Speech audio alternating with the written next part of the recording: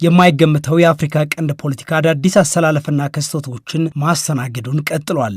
በቀንዱ ሀገራት ማለትም በኤርትራ፣ በኢትዮጵያ፣ በጅቡቲ፣ በሶማሊላንድና በሶማሊያ የውስጥ ፖለቲካ እጃቸውን የሚከቱ ሀገራት መጠን እየበዛ ፖለቲካውም እየተወሳሰበ እንደሆነ የመስኩ ባለሙያዎች እየተናገሩ ነው። በፊት በሀብት መጠንና በወታደራዊ ቁመና በመጀመሪያ ደረጃ ላይ ያሉ ሀገራት እንደ ልባቸው የሚንቀሳቀሱበት ቀጠናው አሁን እንደ እስራኤል፣ የተባበሩት አረብ ኤምሬትስ፣ ቱርክና ሳውዲን የመሳሰሉ ሀገራት ተጽዕኗቸው የበረታ ነው። ለዚህም እስራኤል ለሶማሊላንድ የሰጠችው እውቅና አንዱ ማሳያ ነው። በዚህም በቀጠናው በቀጣይ ምን ሊፈጠር ይችላል የሚለው የብዙዎችን ቀልብ ስቧል። ለመሆኑ ለሶማሊላንድ የተሰጠው የሀገርነት እውቅና የቀንዱ ሀገራት የውስጥ ችግሮችን ያሰፋል ወይስ ያጠባል? በተለይ እንደ ኢትዮጵያ የመገንጠል ሀሳብ አራማጅ ፖለቲከኞች ባሉባት ሀገር የዓለም አቀፍ ሕግና ዓለም አቀፍ ግንኙነት ባለሙያ የሆኑትና በተባበሩት መንግስታት ድርጅቶች ውስጥ ለበርካታ ዓመታት ያገለገሉት አቶ ባይሳ ዋቆያ ብዙ ሀገራት እውቅናውን መኮንናቸውን አንስተው በተለይ የውስጥ ችግር ያለባቸው የአፍሪካ ሀገሮች እውቅናውን እንደማይደግፉት ያስረዳሉ።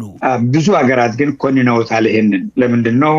በተለይ የአፍሪካ ሀገራት የራሳቸው የውስጥ ችግር ስላላቸው ከነሱ መሀል ተገንጥሎ ወጥቶ የራስን መንግስት ላቋቁም ብሎ ለምነሳ ግሩፕ እውቅና መስጠት ማለት ፓንዶራ ቦክስ እንደመክፈት ነው። በራሳቸው ላይ ችግር መጥራት ነው። ስለዚህ ብዙ አፍሪካ ሀገራት ይሄንን አይደግፉም። ቅድመ ሁኔታዎች ከተሟሉ መገንጠልና ነጻ ሀገር መሆንን የሚፈቅድ ህገ መንግስት በተለያዩ አካባቢዎች ሀገር እንሆናለን በሚል እንቅስቃሴ ለሚደረግባት ኢትዮጵያ ይህ እውቅና በውስጥ ፖለቲካ ውስጥ ጫና አይፈጥርም ወይ? ለአለመረጋጋትስ ችግር አይሆንም ወይ? ያልናቸው አቶ ባይሳ ዋቆያ ተከታዩን መልሰዋል።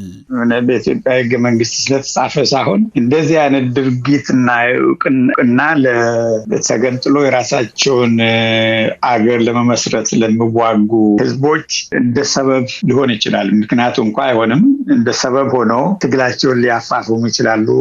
ተስፋ ሊጭር ይችላል። ናይጄሪያንም ጨምሮ ብዙ ሀገራት ናቸው የማይደግፉ። ለምንድን ነው? በተለይ ብዙ ብሔረሰቦችን የሚያስተናግዱ ሀገሮች በተለያየ ጊዜ የነቁ የብሔሩ አባላት ተነስተው እኔ ከዚህ በፊት በዚህ ብሔር ተበድያለሁ እና ከዚህ ሀገር ልገንጠል የሚል ጥያቄ ሊያነሱ ስለሚችሉ ጥያቄያቸው ተሳክቶ ለመገንጠል ባይችሉ የአንድን ሀገር እድገት ያስቆማሉ፣ ይገታል።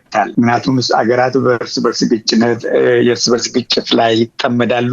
ይህ ሲሆን እንግዲህ ሰላም ይጠፋል፣ ምርት ይቀንሳል፣ ሰዎች ይሞታሉ። ይህ ሀገር ለማንኛውም የእርስ በርስ ግጭት የሚካሄድበት ሀገር አይነተኛው መገለጫው ድህነት ነው። ዋተድም ሰዎች ከሁሉ በላይ ሰዎች ይሞታሉ። የኢኮኖሚ ወድማስና ይህን የሚፈልግ ሀገር የለም። ብዙ የአፍሪካ ሀገራት ደግሞ ሶማሌ ናት አንዷ፣ ጅቡቲ ሌላ። አንድ ብሔር ወጥ የሆነ ሀገር እንደ ሶማሌ ያለ የለም እንጂ ብሔረሰቦችን እያስተናገድ ህጉ ስለፈቀደ አይደለም። ለምንድነው ህጉ ስለፈቀደ?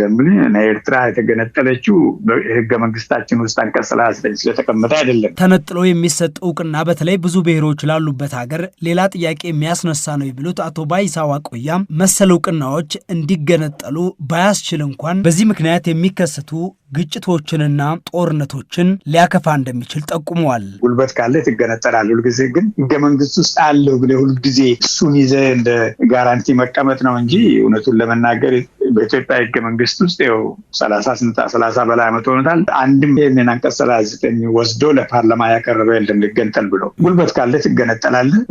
እስከዛ መገንጠል ካልቻልክ ደግሞ ያው ትዋጋለህ። እሱ ሌላ ጥያቄ ነውና ይሄ ህገ መንግስቱ እውነቱን ለመናገር ከሌላ ህዝብ የተለየ አቋም አለኝ እኔ ከብዙዎቹ ህገ መንግስት ውስጥ ያንቀጽ መግባቱ ከጋራንቲ ከመስጠት በስተቀር ለብሔረሰቦች ምንም ሳሎን ጌጥ ነው አለ። ያው ትመካበታለህ፣ ያምራል።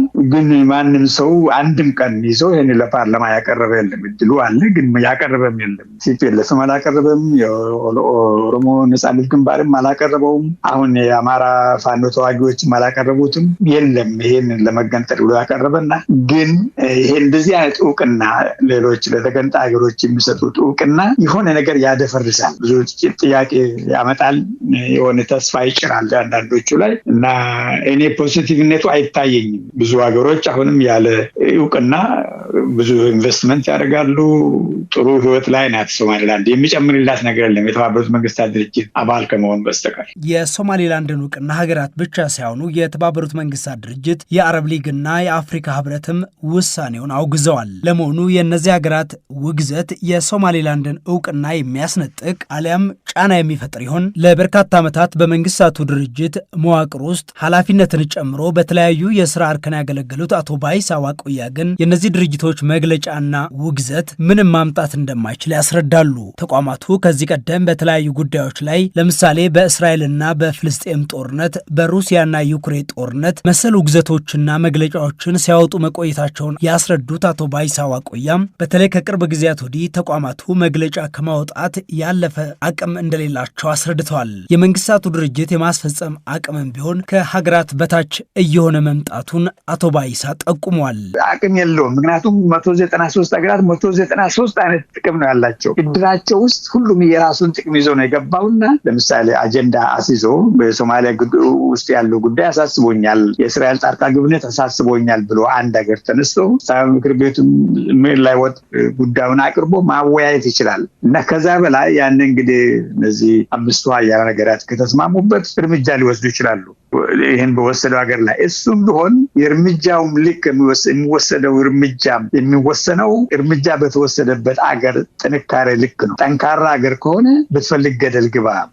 እስራኤል ላይ ለምሳሌ ከ1947 ዓመት ጀምሮ እስከዛሬ ድረስ ከ90 በላይ የጠቅላላ ጉባኤ ውሳኔዎች ተላልፈውበታል። ከ90 በላይ ግን አንድም ስራ ላልዋለም። ምክንያቱም ከኋላ የጠቅላላ ጉባኤ ስራ ላይ የሚያስውል አካል የለም። ያን ደግሞ ሁልጊዜ ራሻ አሜሪካ ብሎክ ታደርጋለች።